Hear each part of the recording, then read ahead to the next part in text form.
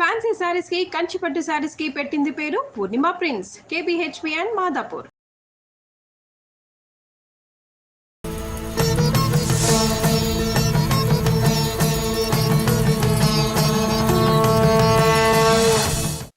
నమస్కారం. కార్తీక పురాణం 17వ రోజు పారాయణలోకి వచ్చాం. స్కాంద పురాణాంతర్గత కార్తీక పురాణం వినేసాం. ఇప్పుడు పద్మ పురాణాంతర్గతమైనది వినబోతున్నాం. మళ్ళా సూత మహాముని ఇలా చెప్తున్నారట. అయితే ఈరోజు కార్తీక సోమవారం, 3వ సోమవారం వచ్చింది. సోమవారం నాడు మామూలుగా మిగిలిన రోజుల్లో చేసినా చేయకపోయినా ఈ ఒక రోజైనా తెల్లవారుజామునే నిద్రలేచి సూర్యోదయాత్ పూర్వమే స్నానం చేసి దీపారాధన చేసుకుని కార్తీక దామోదర ప్రీత్యర్థం ఈ రోజున ఉపవాసం ఉంటామని సంకల్పించుకుని ఉదయకాలం ఉపవాసం ఉండి సాయంకాలము దీపారాధన చేసుకోవటం, దేవాలయ దర్శనం చేయటం, ఏదైనా చేసి చుక్కలు చూశాక చంద్రుడు వచ్చాక మనం భోజనం చేయొచ్చు. విశేషమైన రోజు, అవకాశం ఉన్నవాళ్ళు ఈ రోజున ఉపవాసాన్ని నిర్వహించుకోవచ్చు. సూత మహాముని మళ్ళీ చెప్తున్నాడు. పూర్వాధ్యాయంలో చెప్పినట్లుగా సత్యభామ శ్రీకృష్ణునికి నమస్కరించి, ప్రాణేశ్వర, కాలస్వరూపుడవైన నీకు సర్వకాలాలు అవయవాలై అలరారుతూ ఉండగా తిథులలో ఏకాదశి, నెలలలో కార్తీకము మాత్రమే ఇంతటి ఇష్టమవటానికి కారణమేమిటో సెలవు ఇవ్వవలసింది అని అడిగేసరికల్లా నవనీత చోరుడు ఇలా చెప్పటం మొదలుపెట్టాట. సత్య, చక్కటి ప్రశ్ననే వేశావు. ఇది అందరూ కూడా తప్పనిసరిగా తెలుసుకోవాల్సిన విషయం. గతంలో పృథు చక్రవర్తి నారదుని ఇదే ప్రశ్న వేశాడు. అప్పుడు నారదుడు చెప్పిన దాన్నే ఇప్పుడు నేను నీకు చెప్తున్నాను, విను. సముద్రనందనుడైన శంఖుడనే రాక్షసుడు త్రిలోకకంటకుడై సర్వదేవతాధిక అధికారాలను హస్తగతం చేసుకుని వాళ్ళని స్వర్గం నుంచి తరిమి కొట్టాడు. పారిపోయిన దేవతలు తమ తమ భార్య బంధువులతో సహా మేరుపర్వతపు గుహలలోకి పోయి తలదాచుకున్నారు. మేరుపర్వతం అనేది బంగారు పర్వతం అని చెప్తారండి. స్వర్గానికి వైకుంఠానికి మధ్యదారిలో ఉంటుందట. అయినా శంఖుడికి తృప్తి కలగలేదు. పదవులు పోయినంత మాత్రాన పటుత్వాలు పోతాయా? పదవి లేనప్పుడే పునః దాన్ని సాధించుకోవటం కోసం వాళ్ళు తమ తమ బలాలని పెంచుకుంటారు. ఆ రీత్యా వేదమంత్రాల వల్ల దేవతలు శక్తివంతులయ్యే అవకాశం ఉంది కనుక వేదాలను కూడా తన కైవసం చేసుకోవాలనుకున్నాడు. విష్ణువు యోగ నిద్రాగతుడైన ఒకానొక వేళలో బ్రహ్మ నుంచి వేదాల్ని ఆకర్షించాడు. కానీ యజ్ఞమంత్ర బీజాలతో కూడిన వేదాలు శంఖుని చేతి నుంచి తప్పించుకుని ఉదకాలలో నీళ్లలో తలదాచుకుని సముద్ర జలాలలో ఉండిపోయినాయట. అది గుర్తించిన శంఖుడు సాగరంలోకి గర్భంలోకి ప్రవేశించి వెతికాడు, కానీ వాటిని పసిగట్టలేకపోయాడు. అంతలోనే బ్రహ్మ పూజాద్రవ్యాల్ని సమకూర్చుకుని మేరుగుహాలయ వాసులైన దేవతలందరినీ వెంబడిపెట్టుకుని వైకుంఠానికి చేరాడు. సమస్త దేవతానేకము కలిసి వివిధ నృత్యవాద్య గీతనామ స్మరణాదులతోనూ ధూపదీప సుగంధ ద్రవ్యాలతోనూ కోలాహలం చేస్తూ యోగ నిద్రాముద్రాభిరాముడైన శ్రీహరిని మేల్కొల్పే ప్రయత్నం చేశారు.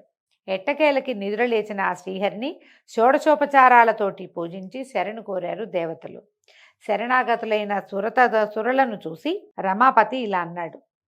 మీరు చేసిన సర్వోపచారాలకి సంతోషించిన వాడై మీ పట్ల వరదుణ్ణవుతున్నాను. ఈ కార్తీక శుద్ధ ఏకాదశి రోజున తెల్లవారుజామున నేను మేల్కొనే వరకు మీరు ఏ విధంగా అయితే నన్ను సేవించారో అదేవిధంగా ధూపదీప సుగంధ ద్రవ్యాదులు నృత్య గీతవాద్య నామస్మరణాదులతోనూ షోడశోపచారాలతోనూ కార్తీక శుద్ధ ఏకాదశి ప్రాతర్వేళ నన్ను సేవించే మానవులు నాకు ప్రియులై నా సాన్నిధ్యాన్ని పొందుదురుగాక.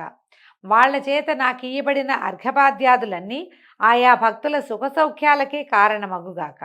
ఇప్పుడు మంత్రబీజ సమాయుక్తాలైన వేదాలు ఉదకగతాలైనట్లే ప్రతి కార్తీక మాసంలోనూ కూడా వేదాలు జలాశ్రయాలై వెలుగుగాక. నేను ఇప్పుడే మీనావతారుడనై సముద్ర ప్రవేశం చేసి శంఖుని సంహరించి వేదాలను కాపాడదనుగాక. ఇక నుంచి కార్తీక మాస ప్రాతర్వేళ మానవులచే చేయబడే నదీ స్నానం అవబృధ స్నాన తుల్యం అగునుగాక.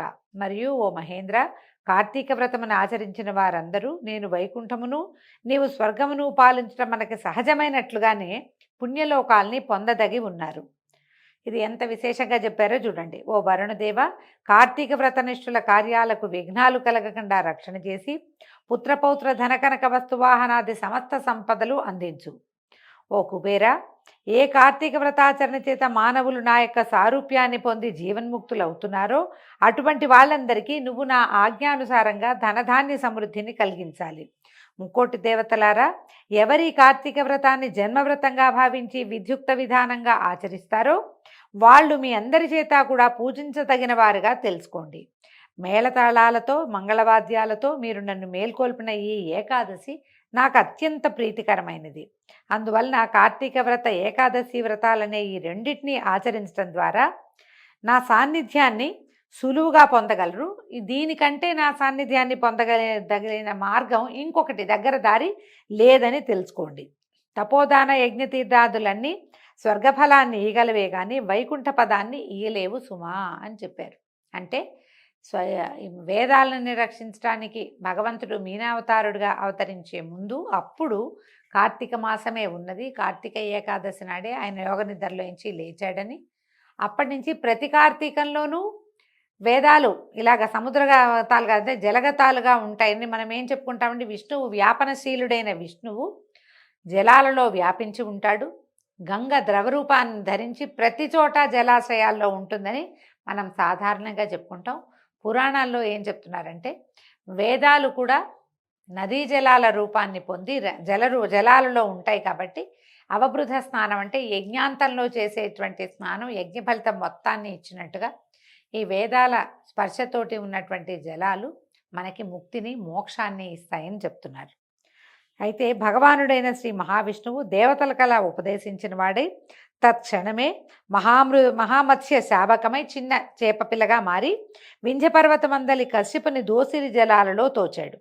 కశ్యపుడు ఆ చేపపిల్లను తన కమండలంలో ఉంచాడు. మరుక్షణమే ఆ మీనపు కూన పెరిగిపోవటం గమనించి ఆ కమండలం చాలలేదన్నమాట. దానినాక పెద్ద పాత్రలో ఉంచాడు. పాత్రని మించి మీనపు శాపకం ఈ చేపపిల్ల పెరిగిపోయేసరికల్లా రెప్పపాటులో పెరిగిందట. అప్పుడు ఏం చేశాడు, దాన్ని ఒక నూతిలోకి మార్చాడు. ఆ శఫరీ శిశువు నూతిని మించి ఎదిగిపోవటంతో కశ్యపుడు దానిని ఒక సరస్సులో ఉంచాడు. కానీ విష్ణుమీనం సరస్సుని కూడా అధిగమించి పెద్దదైపోవటంతో దానిని తీసుకొచ్చి సముద్రంలో వదలవలసి వచ్చింది. ఆ మహాసముద్రంలో మత్స్యమూర్తి విపరీతంగా పెరిగి శంఖుని వధించి వాడిని తన చేతి శంఖంగా ధరించి బదరీవనానికి చేరి అక్కడ ఎప్పటి వల్లే విష్ణు రూపాన్ని వహించి ఋషులను చూసి, ఓ మునులారా, వేదాలు ఉదకాలలో ప్రవేశించి రహస్యంగా దాక్కుని ఉన్నాయి. మీరు వెళ్ళి జలాంతర్గాములైన ఆ వేదాలను వెదికి తీసుకురండి. నేను దేవగణ సమాయుక్తుడనై ప్రయాగలో ఉంటానని ఆజ్ఞనిచ్చాడు. విష్ణుఆజ్ఞని శిరసాధరించిన ఋషులు సముద్రంలోకి వెళ్ళి ఆ యజ్ఞబీజాలతో కూడిన ఉన్నటువంటి వేదాన్వేషణ ప్రారంభించారు. ఓ పృథు మహారాజా, ఆ వేదాలలో నుంచి ఆ ఋషులకు ఎవరికెంత లభ్యమైందో అది వారి శాఖ అయినది. వాళ్ళు ఎతకడానికి వెళ్ళారు. ఒక కాగితంగా పుస్తకంగా లేదండి, స్వరసహితంగా ఉన్నాయట. ఎవరు దేన్ని పట్టుకోగలిగారో ఆ శాఖ వాళ్ళదైందనమాట. తదాదిగా ఆయా శాఖలకు వారు ఋషులుగా ప్రభాసించారు. అనంతరము వేదయుతులై ప్రయాగయందున్న విష్ణువుని చేరి వేదాలని తెచ్చామని చెప్పారు. విష్ణువాజ్ఞపై ఆ సమస్త వేదాలను స్వీకరించినటువంటి బ్రహ్మ ఆ శుభవేళను పురస్కరించుకుని దేవతలతోనూ ఋషులతోనూ కూడినవాడై అశ్వమేధ యాగాన్ని ఆచరించాడు. యజ్ఞానంతరము సమస్త దేవ గంధర్వ యక్షపన్నగ గుహ్యకాదులందరూ కూడి శ్రీహరినిలా ప్రార్థించారు. ఓ దేవాధిదేవా జగన్నాయక, మా విన్నపాలను విను. అత్యంత సంతోషదాయకమైన ఈ సమయంలో మాకు వరప్రదాతవై మమ్మల్ని కాపాడు. హే లక్ష్మీనాథ, నీ అనుగ్రహం వల్లనే బ్రహ్మ తాను నష్టపోయిన వేదాలను ఈ స్థలంలో పొందగలిగాడు. కాబట్టి నీ సమక్షంలో మేమందరము కూడా యజ్ఞంలోని ఆవిర్భాగాలను కూడా పొందాము. కాబట్టి నీ దయ వలన ఈ చోటు భూలోకంలో సర్వశ్రేష్టమైనది, నిత్యము పుణ్యవర్ధకమైనది, ఇహపర సాధకమైనదిగా అగుగాక.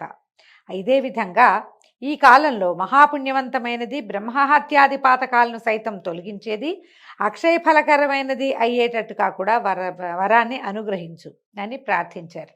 ఇదన్నీ విన్నటువంటి ప్రార్థనలు వింటూనే వరదుడైన శ్రీహరి దివ్యమందహాసాన్ని చేసి ఏమన్నాడు, దేవతలారా, మీ అభిప్రాయం నాకు కూడా సమ్మతమైందే. మీ వాంఛితం ప్రకారమే ఇది పుణ్యక్షేత్రం అగుగాక. ఇక నుంచి బ్రహ్మక్షేత్రం అనే పేర ప్రఖ్యాతిగా కాంచునుగాక. అనతి కాలంలోనే సూర్యవంశీయుడైనటువంటి భగీరథుడు ఈ క్షేత్రానికి గంగను తీసుకువస్తాడు. ఆ గంగ సూర్యసుత అయిన కాళింది ఈ పుణ్యస్థలిలోనే సంగమిస్తాయి. ఇది ప్రయాగ గురించి చెప్తున్నారండి. బ్రహ్మాది దేవతలైన మీరందరూ నాతో కూడుకున్నవారే ఈ తావునే సుస్థితులగుదురుగాక. ఇది తీర్థరాజముగా ఖ్యాతి వహించునుగాక. ఈ నెలవునందు ఆచరించే జప తపో వ్రత యజ్ఞ హోమార్చనాదులు అనంత పుణ్యఫలదాలై నా సాన్నిధ్యమును అందించుగాక. అనేకానేక జన్మకృతాలైన బ్రహ్మహత్యాది ఘోరపాతకాలు సహితం ఈ క్షేత్ర దర్శన మాత్రం తోటే నశించిపోతాయి. ఇక్కడ నా సామీప్యంలో మరణించిన వాళ్ళు నాయందే లీనమై మరుజన్మ లేని వాళ్ళు అవుతారు. ఎవరైతే ఈ తీర్థంలో స్థిరచిత్తులై పితృకర్మలను ఆచరిస్తారో వాళ్ళ పితరులు నా సారూప్యాన్ని పొందుతారు. ఈ కాలం సర్వదా పుణ్యఫలాన్ని ఇస్తుంది. సూర్యుడు మందు ఉండగా ప్రాతస్నానం చేసిన వాళ్ళని చూసినంత మాత్రం చేతనే సామాన్య దోషాలన్నీ సమసిపోతాయి. వాళ్ళకి నేను క్రమంగా సాలోక్య సామీప్య సారూప్య సాయుధ్యాలని ప్రసాదిస్తాను. ఓ ఋషులారా, శ్రద్ధాళువులై వినండి. నేను సర్వకాల సర్వావస్థల్లోనూ కూడా ఈ బదరీవన మధ్యమంలోనే విడిది చేసి ఉంటాను. ఇతరేతర క్షేత్రాలలో సంవత్సరాలుగా తపస్సు చేయటం వల్ల ఏ ఫలం కలుగుతుందో ఆ ఫలాన్ని ఈ క్షేత్రంలో ఒక్కరోజు తపస్సుతోటే పొందొచ్చు. ఈ తీర్థదర్శన మాత్రం చేతనే సర్వులు తమ పాపాలను పోగొట్టుకున్న వారే జీవన్ముక్తులవుతారు. ఈ మొత్తం కథలో చెప్పింది ఏంటంటే బదరీవన దర్శనం. బదరికాశ్రమాన్ని ఒక్కసారి చూస్తే అక్కడ కొద్దిపాటి ప్రార్థన అయినా, మనం సాధారణంగా ఒక మాట వింటుంటాం, గోశాలకు వెళ్ళినప్పుడు ఒక్కసారి నారాయణ నామస్మరణ చేస్తే 1000 సార్లు చేసినట్టు. ఏ జపమైనా, ఏ దైవాన్ని తలుచుకున్నా, ఏ దేవనామస్మరణ అయినా సరే, దైవనామస్మరణ శ్లోకమో స్తోత్రమో మనకి ఏ చేతొస్తే తెలుగు పద్యమైనా సరే అక్కడ ఒకసారి చేస్తే 1000 సార్లు చేసినట్టు. అదే బదరికాశ్రమంలో చేస్తే కనుక బదరీనాథ్ అని చెప్పుకుంటాం కదా, అక్కడ గనక చేస్తే అది 1,000,000 సంవత్సరాలు తపస్సు చేసిన ఫలితాన్ని ఇస్తుందట. బదరికాశ్రమంలో ఒక్కసారి తపస్సు చేస్తే. తర్వాత ప్రయాగ అని చెప్తున్నారు కదా, ప్రయాగలో సర్వదేవతలు అక్కడే కొలువై ఉంటారని, ప్రయాగలో పితృకార్యాలు చేస్తే, ఇంకా గయాశ్రార్థం అని చెప్పుకుంటాం మనం, అక్కడ ఒక్కసారి కనుక పితృకార్యం చేస్తే ఆ పితరులు విష్ణులోకాన్ని పొందుతారని చెప్తారు. అందుకని మానవుడైన వాడు, భారతీయుడైన ప్రతివాడు కూడా జీవితంలో ఒక్కసారైనా సరే బద్రీనాథుని దర్శించాలని, ప్రయాగలో, గయలో, కాశీలో ఎక్కడైనా సరే తమ తల్లిదండ్రులకి, పితరులకి తర్పణాలు విడవాలని చెప్తారు. విధిగా చేయవలసిందే పురాణాల్లో చెప్పబడుతుంది. అవకాశం ఉన్నవాళ్ళు ఆ సమయాలను బట్టి కుదుర్చుకుని చేసుకోవాలి. శ్రీ మహావిష్ణువు ఈ విధంగా దేవతలకు వరప్రదానం చేసి బ్రహ్మతో కలిసి అంతర్హితుడయ్యాడు. ఇంద్రాదులందరూ కూడా తమ తమ అంశలను ఆ క్షేత్రంలో, ప్రయాగ క్షేత్రంలో విడిచి తాము కూడా అదృశ్యులయ్యారు.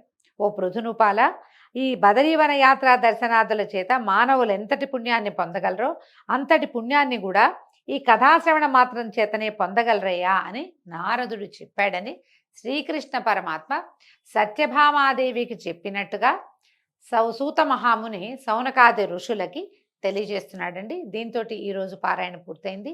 రేపు ఉదయం మళ్ళీ పారాయణతో కలుసుకుందాం. నమస్కారం.